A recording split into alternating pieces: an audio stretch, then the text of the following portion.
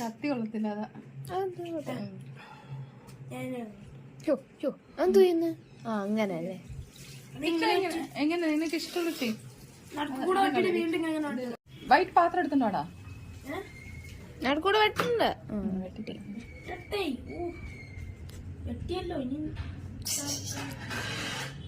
മറ്റേ കത്തി എടുത്തോണ്ട് വാ. ഇതെന്താ നീ കത്തിയിട്ട് കഷ്ടപ്പെടുന്നേ? മറ്റേ കത്തി എടുത്തോണ്ട്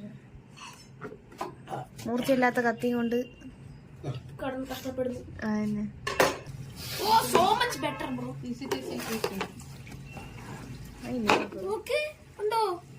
ശരി എങ്ങനെ അടുത്ത അപ്പയുടെ മൽപ്പിടുത്തം തുടങ്ങി. ആ അത് കൊത്തി കളിക്കല്ലേ ഇപ്പൊ നോക്കിയപ്പോ.